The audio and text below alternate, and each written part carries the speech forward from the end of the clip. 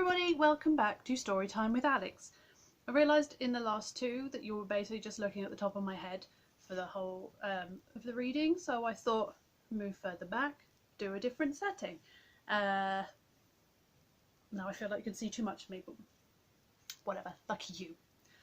Okay, so we have just left Sam and Dean in Supernatural Night Terror by John Passarella. They had just killed the machete mime and then were failing to get a good night's sleep. Chapter 2. Sam Winchester stood in the root cellar again. The underground storage room was empty. No shelves or mason jars or plastic containers. Even the machete mime's corpse and the pitchfork that had killed him were gone. No evidence of the all-consuming fire. He stood at the bottom of the wooden stairs, moonlight spilling across the floor on either side of him, but not reaching far enough to penetrate the darkness that shrouded the back of the room. And though the room seemed empty, Sam was not alone. A shape of equal height and mass stood within the shadows, staring back at him. "What do you want?" Sam asked. "To replace you." "Why?" "'Cause I'm better at it than you are." Sam wanted to step forward, to reach into the darkness, but he was paralysed where he stood, as if balanced on a precipice. One false step and he could fall, maybe never stop falling. He was close to something dangerous here. Had to be careful. He'd lost his way before. How many times could he go astray before it became impossible to find his way back to himself? The other took a step forward, emerging from the shadows. Like looking in a mirror, Sam stared at another version of himself. Sam without a soul, and that Sam was smirking at him. "Your soul is a burden. It makes you weak." "You were out of control. You tried to kill Bobby to save yourself." "Self-preservation is an admirable trait in a hunter." Soulless Sam walked around him in a loose circle, while Sam struggled to move his legs. He was pinned to the spot. "You were no different from the monsters you hunted." "Keep telling yourself that, Sammy," he said. "We both know I was the more effective hunter." "Doesn't matter," Sam said. "You're done." "Am I?" Soulless Sam asked. "Or could be that soul of yours is poor fit these days. Damaged goods. Might not stick around for the long haul. One little push." Soulless Sam poked him in the chest with a forefinger, and Sam staggered back a step before regaining his balance, and poof! I'm back in the driver's seat. "No," Sam said. "That's not going to happen."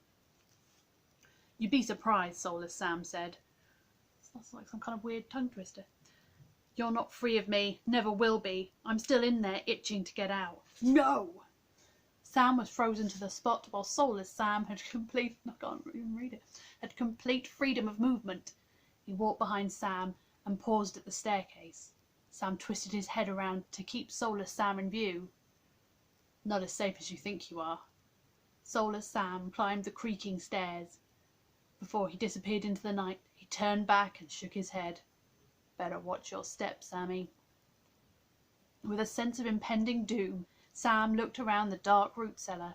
Soulless Sam's parting words had been a warning, no mistaking that, but what? Through the soles of his feet he felt vibrations, as if the ground was pulsing. And with that catonic disturbance he regained control of his feet. But the moment he shifted his position, the cellar floor began to sink from the centre outward, the concrete crumbling to the consistency of gravel or sand. Even the walls began to slide down, funneling into the widening hole. Sam leapt towards the wooden staircase, falling forward to grab the bottom step with his hands. The ground fell away so quickly it offered him no support. He pulled himself up the stairs far enough to get his knees and then his feet under him. But without the floor to brace the staircase, it was unable to support his full weight. The tread beneath his feet cracked down the middle, separating from the riser. As he jumped up for the next step, he heard a sharp crack and saw the top thread separating from the front wall. Sam lunged towards the exit and struck an invisible barrier. He pressed his hand against what appeared to be a glass barrier several inches thick. After pounding his fist against the glass to no effect, he rammed his shoulder against it and almost fell off the teetering staircase. Catching his balance, he pressed his back against the transparent barrier and tried to push it out of the way.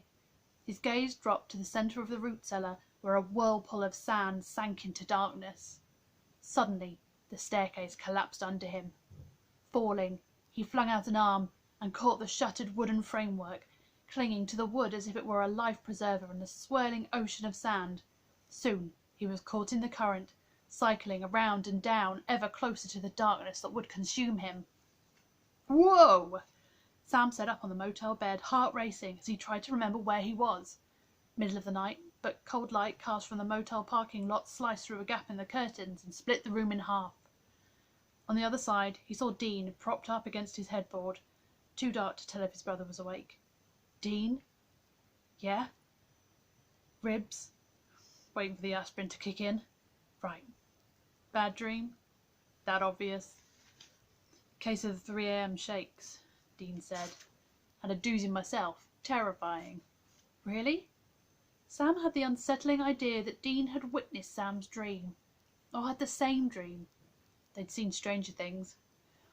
What about? Sam listened with a growing incredulity. And to top it off, Dean finished, I was trapped there with that guy. That was your terrifying nightmare, Sam scoffed. All the beer, Sam, in the world. Gone. Wow. What? Tell me yours was worse. No, Sam said. Actually, he was relieved that Dean didn't know what had plagued his subconscious. As it was, Dean thought his brother's psyche was too fragile. No need to add fuel to that fire. It was fine. Dean's demeanour changed. He climbed off the bed with a soft grunt of pain and walked towards Sam, the slice of light momentarily painting a swathe of illumination across his concerned expression. Sam, if this was something serious, maybe I ought to know about it. Look, Dean, I get it. You're worried about me. But this is nothing, really, nothing at all, okay, man? Then tell me. It was the mime, all right. I was back in Gilmer's root cellar. At least that part was true. Too close to the clown thing. Stealth clowns, Dean said, nodding. Right. You don't sound convinced. No, I'm convinced, but that don't mean we should forget you have a wall inside your head keeping a hellstorm of memories bottled up. I'll get back to that. Dude, do you seriously think I'd forget about the wall in my mind? No, you're right. Think about a scab is. You pick at it. I'm not picking at anything, Sam said in exasperation. I was sleeping, dreaming. That's normal, right? Something I could do when my soul was MIA. Something I couldn't do when my soul was MIA. Sam took a deep breath. It's not like I can control my dreams. Dean thought about it for a moment and nodded. But you notice any cracks in the wall, you tell me, right? Sure, Dean. In the dim lighting, Sam couldn't tell if his brother believed him. The cell phone rang. Dean grabbed his jacket, pulled out his mobile, and glanced down at the display. Bobby, he told Sam, and answered the call. Okay, it was only a short chapter. If you have never watched Supernatural, and you don't know what the hell is going on, long story short, Sam was stuck in hell. He got pulled out, but they pulled him out without his soul, which was still stuck down there. And at the point when this is happening, they've managed to put his soul back in, but in order to stop him from going mad and remembering all the terrible things that happened to hell, they've constructed a wall. So he has no memory of it, and if that cracks, he'll go mad and die or explode, or I can't remember. But that's what that's about. That's the subtext of what is happening in the rest of this book. Okay, end of the chapter. See you next time.